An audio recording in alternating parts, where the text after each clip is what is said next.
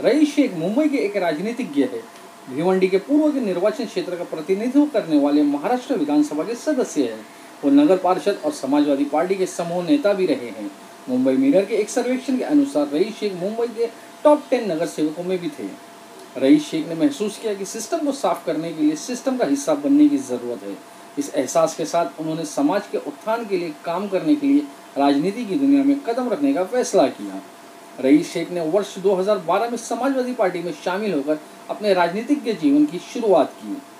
शेख ने न केवल अपने वार्ड में बल्कि गोवंडी के पूरे क्षेत्र में जर्जर सड़कों के मेंटेनेंस और कंस्ट्रक्शन, पानी की कमी की समस्याओं को हल करने के लिए काम किया है।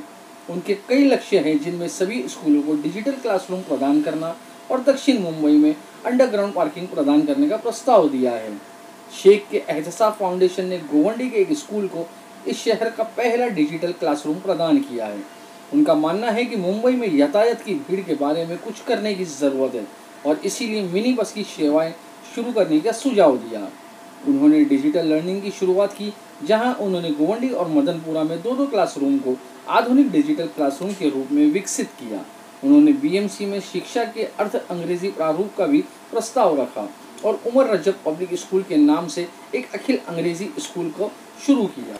2018 में रईस शेख ने एक पार्षद के रूप में शहर के सबसे पुराने औषधालयों में से एक मुक्ति फौज दवाखाना साल्वेशन आर्मी डिस्पेंसरी के रेनोवेशन के लिए 2 करोड़ 75 लाख का बड़ा अमाउंट सैंक्शन किया, जो उस समय बहुत ख़राब स्थिति में था। रईस ने व्यक्तिगत रूप से सभी निर्माण कार्यों को देखा और सुनिश्चित किया कि इसमें से सभी सुविधाएं हो जो लोगों को विभिन्न प्रकार की बीमारियों के इलाज के लिए मामूली कीमत पर इलाज करने में मदद करेगी।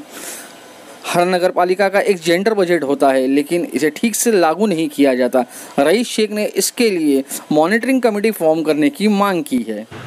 रईस भाई, खबरें एक्सप्रेस में आपका स्वागत है। रिसेंटली आप कब्रिस्तान के मुद्दे पे बीएमसी में बात कर रहे थे, बीएमसी कमिश्नर से भी आपने बात किया। वो 10 दिन में कोई रिपोर्ट आने वाली थी, उसका क्या हुआ? देखिए, ऐसा है कि कब्रिस्तान पे काम तो मैं 4 साल से कर रहा हूँ। जब डेवलपमेंट प्लान बना 91 का डेवलपमेंट ख़त्म करके 2034 का बना, तब कब्रिस्तान के लिए हमने बहुत सारे रिजर्वेशन डिमांड किए थे।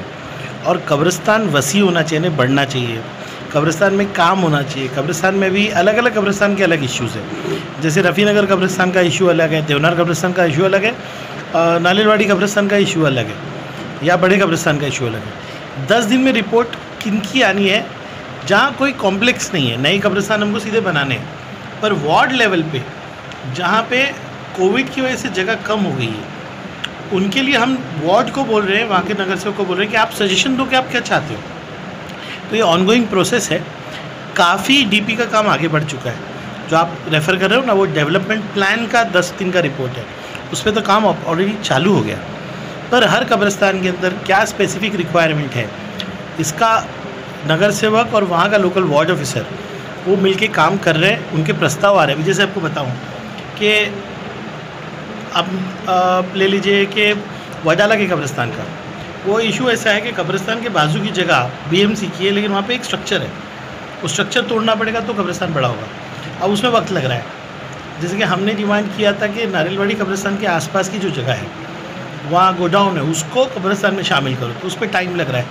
कब्रिस्तान के इशू पे माशाल्लाह काम चल रहा है और ये मेरी ख्वाहिश है कि मेरे नगर सेवक होते हुए जितने कब्रिस्तानों के मसले में हल कर सकूँ। आगे एमएलए में तो काम करेंगे, लेकिन अभी कॉरपोरेशन के अंदर है तो जितना फास्ट ट्रैक कर सके कर रहे हैं। अच्छा, हर साल हम देखते हैं कि बीएमसी मानसून से पहले बड़े बड़े वादे करती है और फर्स्ट बारिश जब होती है तो सारे वादे जो होते हैं उस पर पानी फिर जाता है। As a opposition leader, group leader, आप क्या कर रहे हो? क्योंकि ये एवरी ईयर का इशू है। आपने देखा होगा जैसे ही मानसून पहला आया तो मदनपुरे में पानी भरा।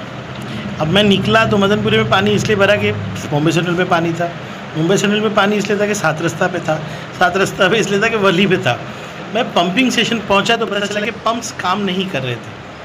पंप्स काम क्यों नहीं करते? क्योंकि कॉन्ट्रैक्टर को पंप चलाने में बहुत कॉस्ट आता है। तो वो पंप 5 है तो 4 चलाता है, 5 है तो 3 चलाता है।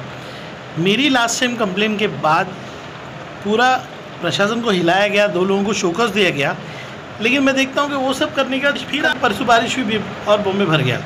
लेकिन अल्हम्दुलिल्लाह मदनपुरे का इलाका, मुंबई सेंट्रल के इलाके का प्रॉब्लम सॉल्व हुआ। नहीं, हम ओवरऑल मुंबई का आ रहा हूँ उस मुद्दे पे, क्योंकि हमारी स्ट्रॉन्ग वाटर ड्रेन जो बनती है अभी, जैसे ये बाहर की बनी वहाँ पे ही चोरी होती है, छोटे छोटे कामों में चोरी होती है और सुपरविजन नहीं होता, इसलिए मुंबई का ये हाल है।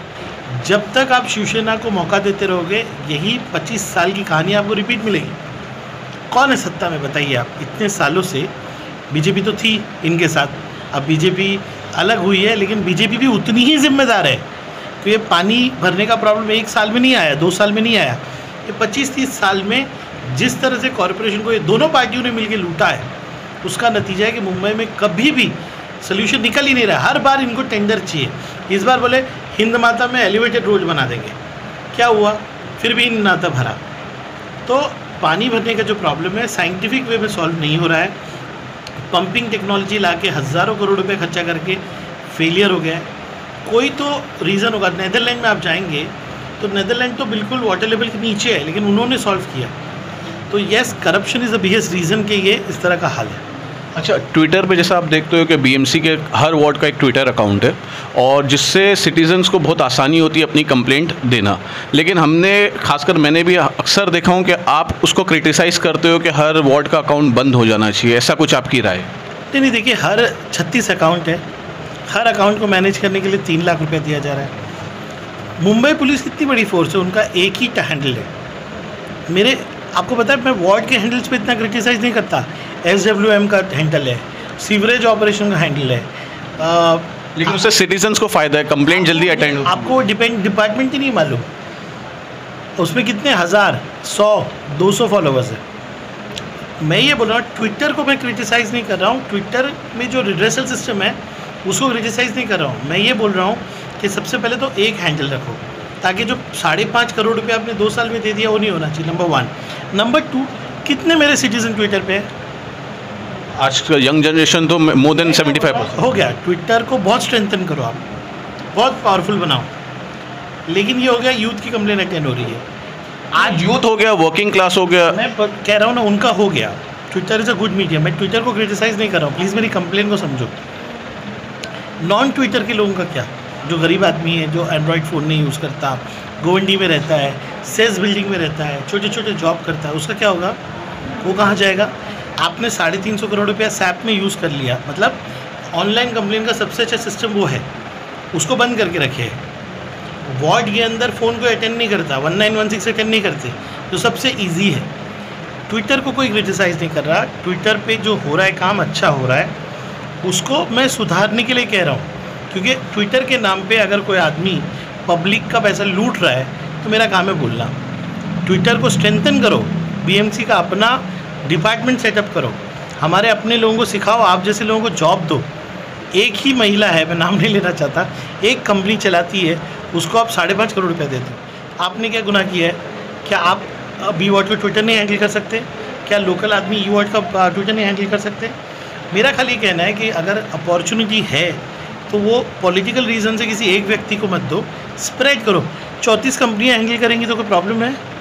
34 लोगों को काम मिलेगा। तो ये मेरे प्रश्न है। मेरा प्रश्न ये नहीं कि ट्विटर को हैंडल मतलब क्रिटिसाइज़ कर रहा हूँ। अच्छा, बकरा ईद के लिए अभी आप बीच में आसिम भाई के साथ में शरद पवार जी से मिले थे, कुछ बताएंगे? देखिए, बकरा ईद में मैंने सबसे पहले सीएम को लिखा, अबू आसिम आज़मी साहब ने भी बात की। अबू आसिम आज़मी साहब और मैं दोनों हम लोग गए थे शरद पवार के पास। शरद पवार MVA के सबसे बड़े लीडर हैं। पवार साहब से आज़मी साहब ने यही कहा है कि 2 साल हमने बर्दाश्त किया, हमने बहुत समझदारी से काम किया। आसिम भाई ने इस बार ये कहा है कि इस बार बकरीद मनाई जाएगी, कोविड की सिचुएशन भी कंट्रोल में है। सीएम अननेसेसरी इस डिसीजन को डिले कर रहे हैं। नेक्स्ट वीक में पवार साहब ने कहा है कि ट्यूसडे के दिन वो सीएम से बात करेंगे और कोशिश करेंगे कि नेक्स्ट वीक में ही इसका निर्णय हो जाए। एग्जैक्टली, क्योंकि लास्ट टाइम आप लोग बहुत भागे थे but end of the moment कुछ हासिल नहीं हुआ था। कांग्रेस के एक नेता ने तो सोशल मीडिया पे माफ़ी मांगा था मुसलमानों से। देखिए, मैं आपको बताऊं, एज अ MLA हम कर बहुत कुछ सकते हैं, लेकिन खाली ये है कि इनको हमको बर्दाश्त क्यों करना पड़ता है? क्योंकि बीजेपी को रोकना है। भागना इसका मतलब ये नहीं, हम चाहे तो ठीक कर सकते हैं, मुसलमानों को बोल सकते हैं, लेकिन ये है कि सरकार को भी संभालना है और इन्हीं से काम कराना है। शिवसेना की टैक्टिक्स है कि क्योंकि बहुत सारे धर्मों के फेस्टिवल नहीं मनाए गए तो कोई भी फेस्टिवल ना मनाया जाए। मैं आपको ओपनली बोल रहा हूँ, ये उनकी पॉलिसी है। हमारा कहना है कि नहीं, हमारा फेस्टिवल जून जुलाई में आया, जब कोविड डाउन है तो हमको मनाने दो। तो ये लड़ाई तो लड़नी पड़ेगी, आपको सरकार से लड़नी पड़ेगी, वो हम लड़ रहे हैं। और मुझे पूरी उम्मीद है कि नेक्स्ट वीक में ये निर्णय होगा। और आसिम भाई ने क्लियर कहा है इस बार बकरा ईद हम मनाएंगे इंशाल्लाह। अच्छा, भिवंडी में अभी एक रोड का कुछ काम आपने पास करवाया है और मेट्रो का भी कुछ होने वाला है, उसके बारे में बताइए। भिवंडी में देखिए 52 रोड्स हैं, एक एक करके हम उसको बनाने की कोशिश कर रहे हैं। मेट्रो पुराना प्रोजेक्ट है, लेकिन भिवंडी में मेट्रो के अंदर अड़चन आई है। हमारे पास एक ब्रिज है जिसको हमको तोड़ना है, और वो तोड़ के MMRDA फिर से ब्रिज बनाना चाहती है। ऊपर से मेट्रो जाएगी और डबल डेकर के ऊपर ट्रैफिक जाएगी। कुछ लोकल पॉलिटिशियंस पैसे की वजह से वो होने नहीं दे रहे। मैं शरद पवार जी से जिस दिन गया था तो यही शिकायत करने गया था कि ऐसे लोगों को ठीक करना चाहिए जो डेवलपमेंट के काम में रुकते हैं। तो उसकी मीटिंग भी एकनाथ शिंदे जी के साथ नेक्स्ट वीक रखी हुई है। भिवंडी में लगातार रोड्स, पूरे इंफ्रास्ट्रक्चर को इम्प्रूवमेंट का काम चल रहा है। आप कभी आइए भिवंडी मेरे साथ, आपके चैनल को हम लोग और मशहूर करते हैं भिवंडी में। राशन के लिए भी आप राशन माफिया के खिलाफ भी अपना आवाज़, दोनों जगह। भिवंडी में तो हमने कुछ शॉप्स को सील भी कराया, और यहाँ पे मदनपुरे में 1-2 दुकानें थी। अभी भी मैं आपके यहाँ आ रहा था तो राशन के लेटेस्ट टाइप कर रहा था। राशन एक ऐसा सब्जेक्ट है ना जो सबसे गरीब तबके से जुड़ा हुआ है, और राशन माफिया ऐसा हो गया है कि आपको पता है एक स्लिप होती है, इलेक्ट्रॉनिकली वो रजिस्टर होता है कि कितना राशन दिया। आप 10 किलो भी लेने आएंगे ना तो लोग क्या करते हैं, पूरे राशन पंच कर देते हैं। तो ऐसे कई प्रॉब्लम्स है राशन से रिलेटेड। भुजबल साहब से भी मेरी मुलाकात हुई, उन्होंने भी मुझे समझाया कि हम लोग दुकान बंद नहीं करते हैं क्योंकि फिर प्रॉब्लम होती है, उनको सुधारने का काम करते हैं। मैं अभी यहाँ के भी RO से मिलने इमीडिएटली जाने वाला हूँ, और राशन पे तो लगातार हमारा काम चलता रहता है। रिसेंटली आपने आपका बर्थडे मनाया था, उसमें आपने कोई गार्डन ओपन करवाया था और काफ़ी लोग इकट्ठा हुए थे कोविड नॉर्म्स रूल्स को ब्रेक करके। आपके कोई टीम मेंबर पे पुलिस की कार्रवाई भी हुई? देखिए, हमने कोई कोविड नॉर्म्स नहीं तोड़ा। बर्थडे एक ऐसी चीज़, गार्डन ओपन करवाया था आपने? पब्लिक प्लेस ओपन ही रहती है, कोई कोविड से बंद है। पब्लिक स्पेस में जाकर कोई काम करता है, पुलिस उस पर कार्रवाई कर चुकी है, तो उसमें ज़्यादा बोलने की बात नहीं है। जब कार्रवाई हो चुकी है तो क्या बोलना है। ठीक है, लास्ट क्वेश्चन, ये कॉरपोरेशन का इलेक्शन आप अपने वार्ड से लड़ेंगे? आप क्या चाहते हो? मैं तो आपके वार्ड का नहीं हूँ, मेरे चाहने से क्या होगा, जनता चाहेगी आप। तो जो जनता चाहेगी वो होगा। ये बात साउथ मुंबई से सर आप कितनी सीटों पे लड़ा रहे हैं? देखिए, समाजवादी पार्टी का ये निर्णय है, जनाब अबू आसिम आज़मी साहब ने कहा है कि हम साउथ मुंबई नहीं, मुंबई की सभी सीटों पे अकेले लड़ने की पूरी कोशिश करेंगे। साउथ मुंबई में अभी एक तब्दीली आई है, हमारे सोहेल भाई साउथ मुंबई को के ज़िलाध्यक्ष बने। मेरे ख्याल से एक मीटिंग ज़िलाध्यक्षों की हुई है और इन्होंने अपनी रिपोर्ट दी, और मुझे लगता है कि साउथ मुंबई समाजवादी पार्टी का घर है, इसलिए इसमें ज़्यादातर सीटों पे हमारी लड़ने की तैयारी है। और आज समाजवादी पार्टी के बहुत सारे लोग को पद दिया गया। आप देख रहे हैं लगातार समाजवादी पार्टी में लोग ज्वाइन कर रहे हैं। ज्वाइन इसलिए कर रहे हैं कि सभी समाजवादी में पहले थे। 92 के राइट्स के बाद जब आसिम भाई ने पार्टी स्टार्ट की तो इन्हीं मोहल्लों से समाजवादी पार्टी उठी है, तो काफ़ी लोग ज्वाइन कर रहे हैं। और मुझे उम्मीद है, अभी मैं एग्जैक्ट नंबर नहीं बता पाऊँगा, मेरे पास रिपोर्ट नहीं है, लेकिन मैक्सिमम सीटें मोहम्मद अली रोड से लेकर तो सिवरी तक, और यहाँ पर अगर आप देखेंगे तो मासगांव तक, वडाला तक, मैक्सिमम सीटें समाजवादी पार्टी लड़ेगी। कोई गठबंधन का इरादा MIM से? ऐसा लास्ट टाइम आप लोग म्यूचुअल अंडरस्टैंडिंग हुई थी, ऐसा हुआ था इलेक्शन के टाइम? ऐसा हुआ था, आपके इलेक्शन के टाइम पे हुआ था? ऐसा हुआ था कि मैं आपसे पूछ रहा हूँ। असद साहब ने उधर भिवंडी में जाके आपके लिए वोट अपी, म्यूचुअल अंडरस्टैंडिंग? नहीं, मैं शुक्रगुजार हूँ, असद साहब ने मेरे लिए कैंपेन किया था। अभी तक तो ऐसा कोई प्रस्ताव नहीं, और ये होगा भी तो मेरे लेवल पे नहीं होगा, आसिम भाई के लेवल पे होगा। तो मुझे लेकिन लगता नहीं लोकल इलेक्शन में किसी के साथ अलायंस करना चाहिए, मेरी ज़ाती राय है, क्योंकि कार्यकर्ता बड़ी मेहनत से जुटा हुआ रहता है, और अलायंस ये होता है कि उसका हक मारा जाता है। बड़े इलेक्शन में ठीक है, हमको बीजेपी को हराना है तो सब अंडरस्टैंडिंग करनी पड़ती, पर कॉरपोरेशन में मुझे लगता है कार्यकर्ताओं को मौका देना चाहिए, और आसिम भाई कार्यकर्ताओं को मौका देंगे। Thank you.